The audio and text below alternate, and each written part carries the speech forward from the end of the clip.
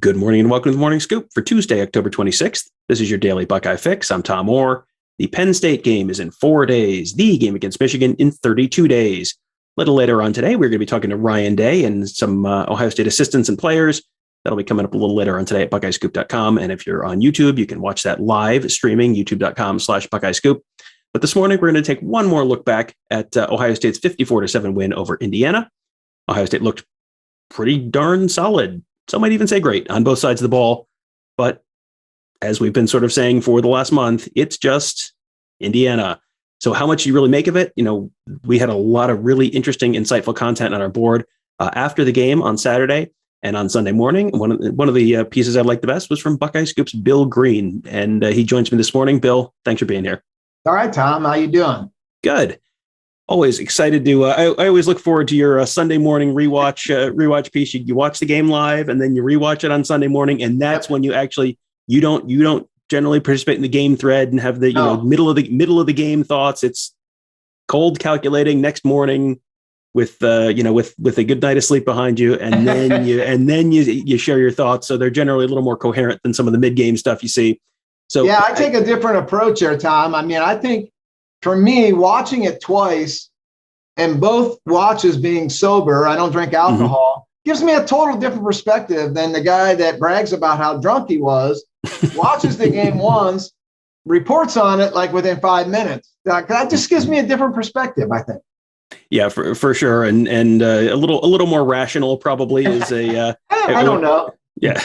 As I said earlier, though, I mean, you could preface every conversation about Ohio State's last 4 games with it's only fill in the blank. It's only Akron. It's only Rutgers. It's only Maryland. It's only Indiana. But this was another one of those games. Indiana's not good this year. But I mean, Ohio State just beat the brakes off of them on both sides of the ball. And it sort of feels like the ceiling on what this team could be this year just kind of keeps going up and up and up just a little bit more every week. Yeah, I agree with that. And there is something to be said for you have to line up and pound the people that are in front of you, you do look at it and say it was Rutgers, it was Akron, it was Maryland, it was Indiana, and those teams are terrible. But I saw a team one year with Zeke Elliott, Joey Bosa, Darren Lee, Taylor Decker, Mike Thomas go out and flop around against MAC teams and the dregs of the Big Ten. And they were the defending national champions. So you got to line up and smash whoever's in front of you. And that's what they're doing. And you can't ask any more of this team. After they lost to Oregon, my motto was win and get better. And that's what they're doing. They're definitely a better team now than what they were early in the year. And that's what you want to see. So, this week will be a step up. Defensively, they're going to face a really good defense. Those DBs are really good from Penn State. I can't wait to see the OSU receivers against the Penn State DBs because I think it's a game within the game that I really want to watch. But again, realistically, I don't see how if you can't score on Illinois and you can't score on Iowa, you can't score on Wisconsin, you can't score. That's not a recipe to play Ohio State. I don't see how Penn State gets out of the teens this week against Ohio State. And I don't know how they hold Ohio State less than, 31, 35. If Ohio State is a bad game, I think they're in the 30 to 35 range. And I just don't give Penn State much of a chance this week. But, the thing with James Franklin is he will have those kids prepared to come and battle. There's never been a game that James Franklin participated in with Ohio State that those kids don't play it. They get what they're supposed to get, So I think it'll be a fun game this week. You mentioned the defensive backfield, and they have issues on the defensive line. I mean, Illinois kind of ran them over, and a lot of that I think has to do with missing PJ Mustipher in the middle of that defensive line. Exactly. But as you said, the defensive backs are still pretty good. So, I mean, can the Ohio State offense continue producing anywhere close to the level they have been against, a team at least with better corners? Well, do you see a drop off in the passing game, or do you think it's going to just sort of be full steam ahead? They may not have it as easy as they've had against, Maryland or, Indiana wasn't a terrible defense. Ohio State made them look terrible. Penn State at home got scored on by Auburn. They won the game, but Auburn moved the ball there, and Auburn offense is not the Ohio State offense. So I think, like I say, Ohio State recently has been scoring 50 with ease, and then they take the take the foot off the gas in the second half, I'm not necessarily sure they're going to put up 50 on Penn State, but I don't see how without, CJ Stroud totally gacking it up and then putting the ball on the ground 3 times. I don't see how Ohio State doesn't score 35. And without a lot of help with short fields, I don't see how Penn State gets out of the teens.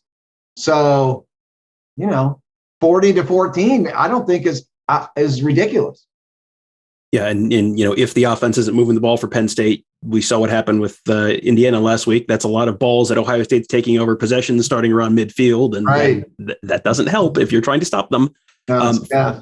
From what you wrote after the game, it sounded like you were really impressed with the offensive line performance against Indiana. So what was it that you like?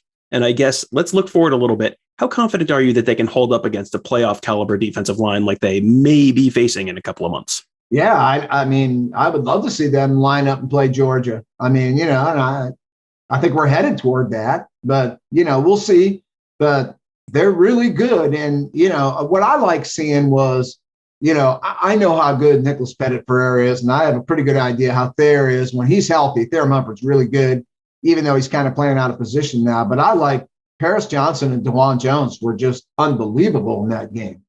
And I don't think it's ridiculous to look at DeJuan Jones as a possible, NFL guy right now. I mean, he's playing really well. And if you look at the totality of his season from game 1 to now, you can make an argument that he's been their best lineman or second best behind Nicholas Pettit-Ferrer.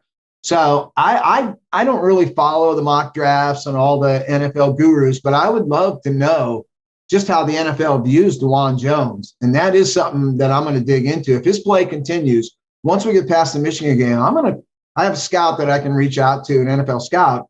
I did something last year with him that people seem to like, as long as I don't use his name or his team. And I just kind of want to see how he views DeJuan Jones, because he sure looks like an NFL guy to me right now. Boy, that would be crazy if Ohio State lost 3 tackles to the NFL in 1 year. Yeah. Munford and Pettit-Ferrer and DeJuan Jones. I mean, that would be right. That would be something. But you wouldn't have to worry about where Paris Johnson slides in next year, I guess. So that would be good. Have your pick of the spots on the offensive line. If you had to nitpick something, and maybe nitpick isn't the right word because this is maybe a little bit more than nitpick, but the linebackers were not great on Saturday. No, but I mean, it sounds like, in your mind, Steel Chambers, is kind of progressing, and you think he might be in a bigger role sometime fairly soon.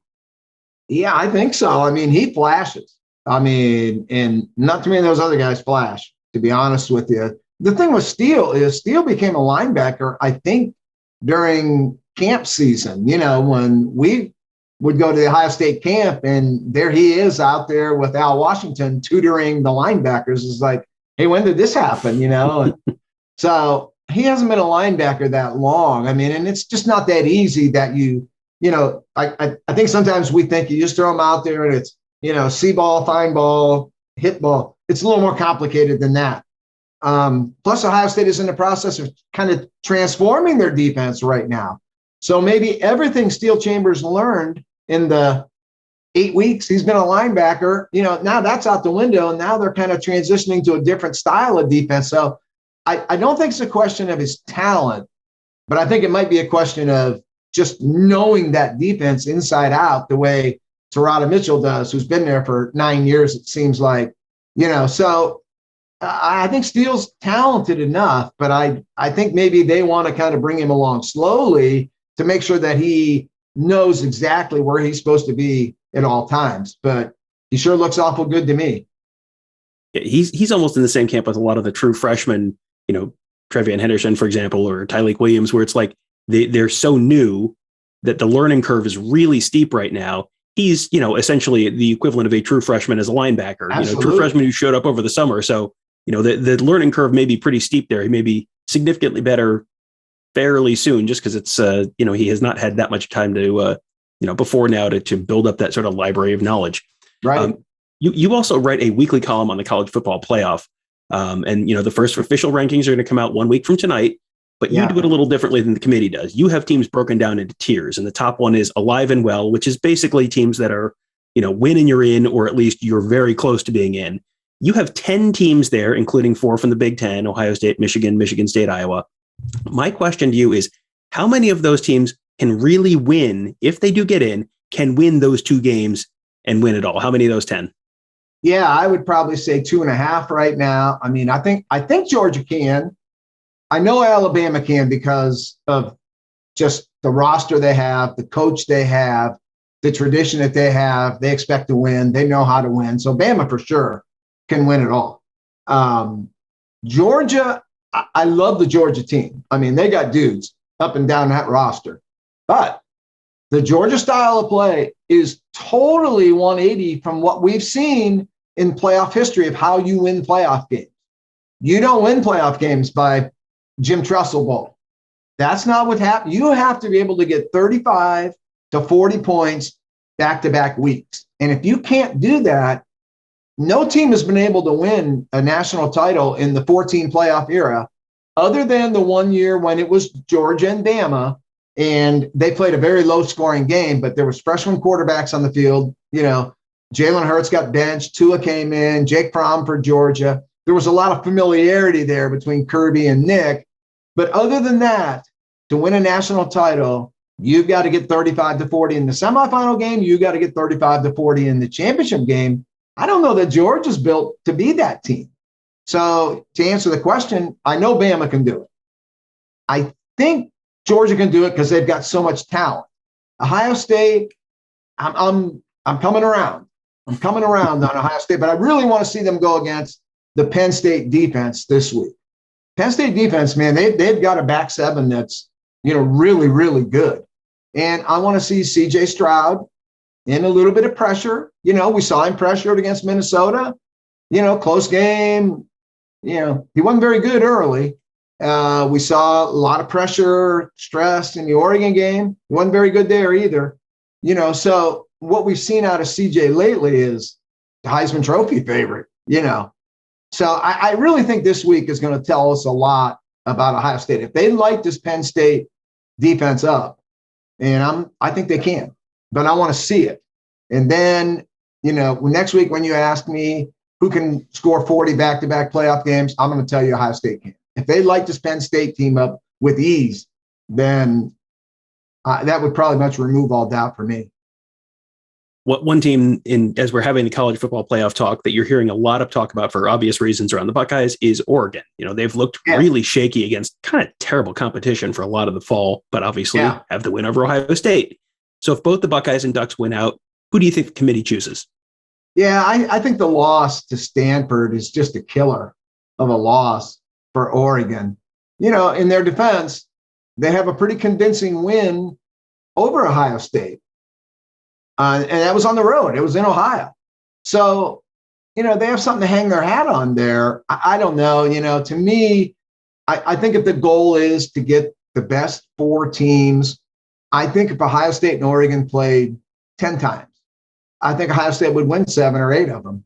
And I think if they played 10 times in Oregon, I think Ohio State would win 6, 7, 8 of them. So to me, Ohio State's a better team than Oregon. I think when you look conference to conference, I'm not the biggest Big Ten fan in the world, but the Big Ten's better than the Pac-12.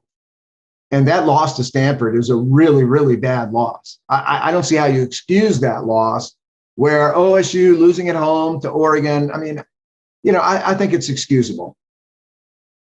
Well, those we just talked about 2 of the pieces Bill has written in the last couple of days.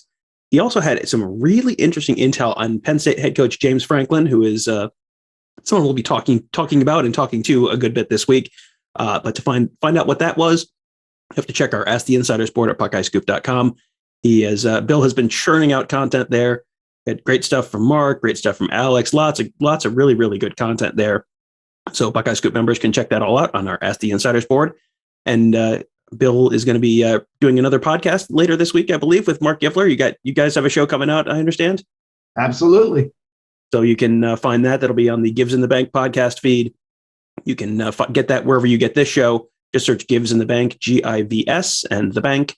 That is always fantastic recruiting talk and a whole lot more. So you can find that on whatever podcast platform you're getting this show on.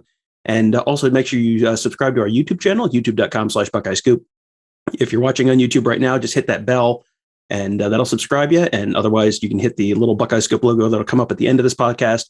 you hit that button, you get subscribed to our channel, and then you get notified every time we post a new video. So later today, when we talk to Ryan Day and the Buckeyes, you'll get notified that, hey, the live stream has started. Turn it on. You can watch it all happen as it happens. But you can also get all of our podcasts there, pregame shows, postgame shows, all that good stuff. It's all at youtube.com/Buckeye Scoop. That'll do it for today. Thank you guys all for joining us. Have a great day. We'll talk to you tomorrow.